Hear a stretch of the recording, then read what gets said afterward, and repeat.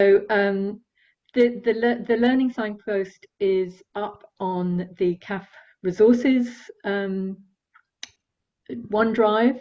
It's available, and what I'm doing is just giving you a taster as to what's there to encourage you to go and look at the real thing. So as you're probably aware, this is one of a suite of learning signposts, and it's basically drawing together learning from across the Climate Action Fund network, including 4 projects: Just Fact in London, the Glasgow Food and Climate Action, the Urban Sustainability Accelerator, which is a repowering project, and Green and Healthy Froome as well. So what I'm going to go through in the presentation is some definitions. What do we mean by socioeconomic outcomes? Why bother about them? Why gather that information, and some general principles on how to do that. And then I'll give you an overview of those 4 case study examples before coming on to key learning points, and that will lead into the discussion. So what do we mean by socioeconomic outcomes? One kind of short way of saying this for the Climate Action Fund projects is that it's the things that aren't carbon. It's everything else that involves looking at ways of improving people's lives, and that might mean improving health and well-being, accessing skills, reducing poverty, empowerment, even by biodiversity and kind of resilience of the local community. So it's very, very wide. We can't possibly, the learning signpost can't give you detail on how to do all of those things, but it gives you some starting points and some general principles. And we're very aware that for many projects, this is kind of front and center of what you're doing, that these are the ways of engaging people and then getting on to. I wonder if Pete, could you mute just in terms of background noise? Thank you. And there are other terms you could use for this. Co-benefits is sometimes used as a term to mean the kind of all the quality of life benefits that come with climate action. And you may have come across the Ashton Co-benefits Toolkit, which explores kind of many of the wider benefits that can be generated by climate action, and that are often used to kind of engage and sell climate action to local communities and local decision makers. And also there's the term social value, which is slightly broader because that tends to include the climate, the carbon benefits. But in the learning signpost, we explain a bit more about the differences between those definitions. So in terms of how to do it, very, very general principles, and these really aren't any different from learning and evaluation principles generally. A cyclical approach can be useful, planning what you're going to do, doing it, and reviewing it. I think particular things to bring out is that when you're at the planning session, you will probably be going back to a story of change or a theory of change or your project plan, if you have one, and think, what are you trying to change? What's the difference you're trying to make? And then you'll be planning how to evidence that. And when you're planning it, don't just think about surveys, think about creative, engaging ways of gathering insights, and particularly gathering stories.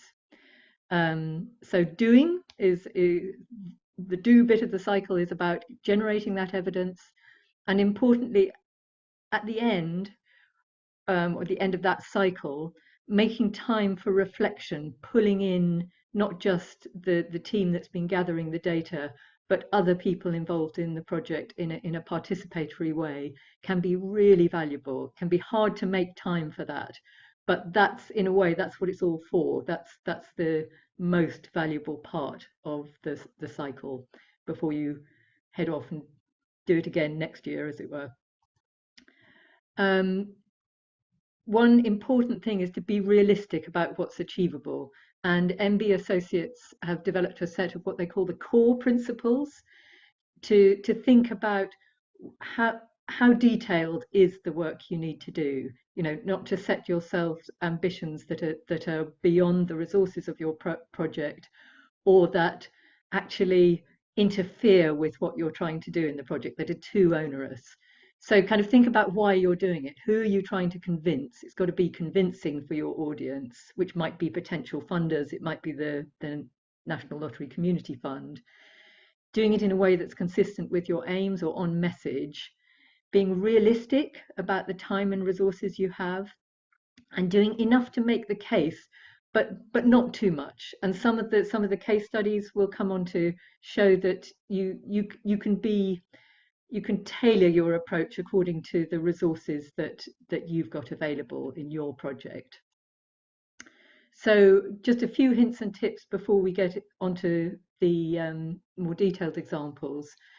You don't need to start from scratch, and in the learning signpost there's a giant annex 2, which has outcomes frameworks that other people have developed. It has tools for gathering evidence on a range of different areas. Some of those areas I mentioned earlier about skills and employment, about community cohesion, about health and welfare, and so on. And it's also got pointers to some methods and tools.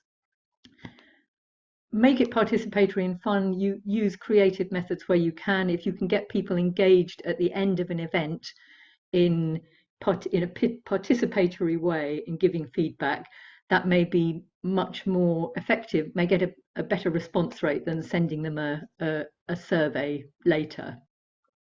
So, and find ways of collecting and sharing stories as well as statistics. I think one of the things that will come out of the case studies is how important stories are for these sorts of benefits.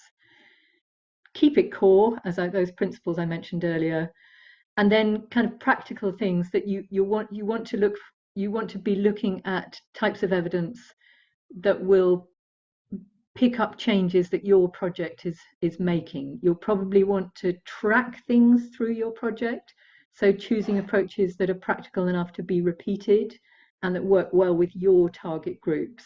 Might be young people, might be a very diverse range of ethnic groups. It needs to work with your target groups. And think about ethics and GDPR compliance. And finally, kind of, and these are basic learning and evaluation hints. Don't sweep the difficult things under the carpet. If things didn't work, there's often a lot of learning for you and for other groups from things that didn't work well as those that did. And just to give you an example of the resources at the back of the learning signpost, if you look at one resource, this is the one to look at. It's called the Understanding Thriving Communities Report and Measures Bank, and it was developed with support from the National Lottery Community Fund. And it's a kind of a treasure trove of potential indicators, national data sources that you can use to benchmark how you're doing in your area versus national averages or local averages. And it covers a really wide range of themes, from spaces and places to well-being and health and so on.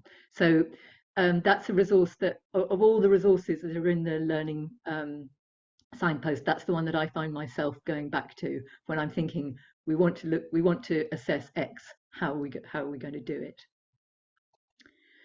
So coming on to the case studies, the first one that is showcased is Just Fact in London, run by the Women's Environment Network and the Just Food and Climate Transition. So improved health and well-being and connected communities are integral parts of their project aims. So they've been looking very much at this topic area. And originally they envisaged using a lot of survey work, but they found that challenging. People drop in and out of activities, and in some cases for specific activities there are relatively small numbers of people involved, so they didn't necessarily have the sample size for survey data to make sense.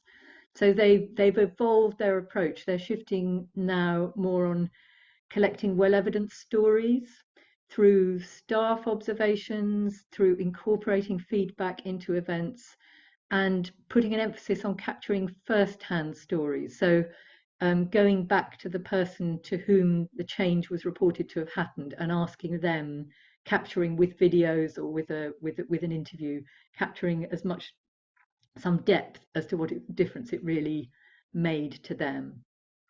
So that's an example, I suppose, of a project that has been quite realistic about what it's feasible for it to do. In the Glasgow Food and Climate Action Network, Laika, you may be able to add more on this later. They have been just embarking on an annual storytelling gathering exercise, again an emphasis on qualitative stories, but a slightly more systematic approach than usual in terms of gathering those stories, reviewing them, looking for the themes that are coming out, and training project staff in how to collect stories through reflective conversations. So some similarities there with the Just Fact approach. The third example is the Urban Sustainability Accelerator, led by Repowering in London. And their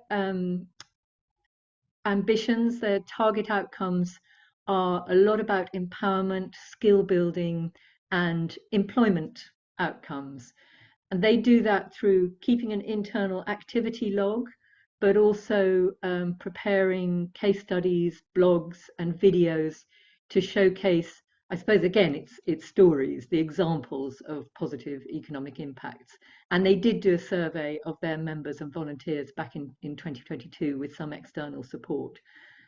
Interestingly, they presented that in a joint impact report. So they've done an impact report in 2022 for all their funders. So it's not specific to the Urban Sustainability Accelerator project. It's across all Repowering's work. But it's an interesting example of, I suppose, a cost-effective way of them presenting their evidence in a way that makes sense to, or is useful for all their funders, and that demonstrates what they're doing. And they've done video showcases as well. And finally, Green and Healthy Frome, and I will hear more about this in a moment from the project itself. So this is an example of a project where storytelling and capturing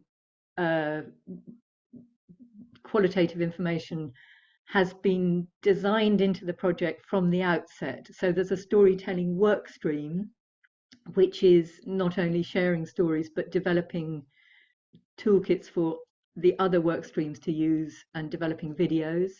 And there are 2 evaluation staff, both working nearly full time, one at Frome Town Council and one at Frome Medical Practice. And I think that's probably at the upper end of what CAF projects have. Most CAF projects wouldn't have quite that level of resource going into evaluation and learning, but it's amazing what you can do if you do build that sort of resource into your project, into the kind of development project or delivery project. So they're gathering evidence about impacts on health and well-being, partly through the link with the medical practice, as well as looking at financial and carbon savings from energy efficiency work and so on. They've used some conceptual models that are out there in the good practice, the COM-B model of behaviour change, and they've also been looking at the social return on investment. And they gather a mixture of quantitative data. They did a baseline survey in the area so that they'll compare that to how things move during the project.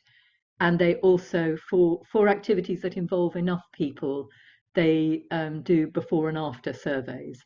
But they're also doing the sorts of qualitative things that I've mentioned for the other case studies: participant observation, in-depth interviews, focus groups, kind of pulling out those stories.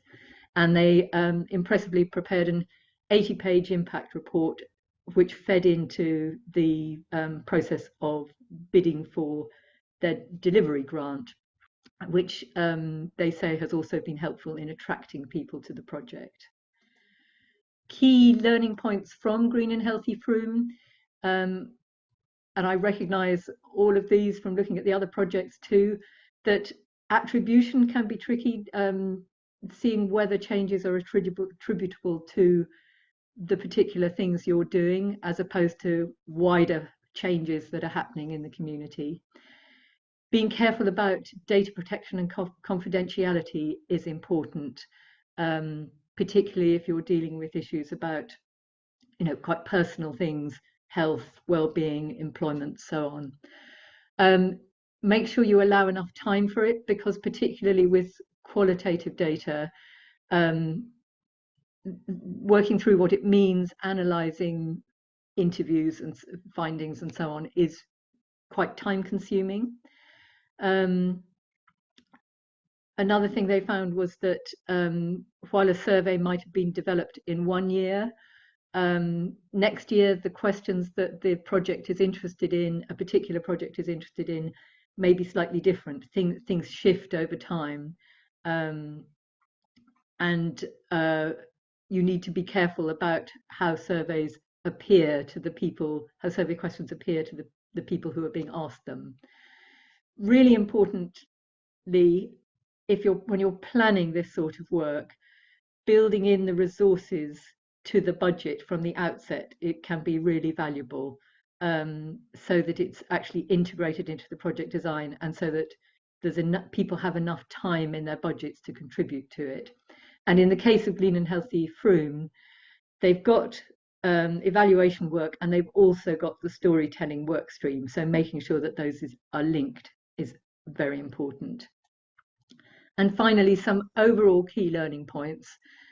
Don't be put off by the language. There's lots of jargon, but use whatever language works for you and with your community as your starting point. You don't have to call it socio-economic outcomes at all.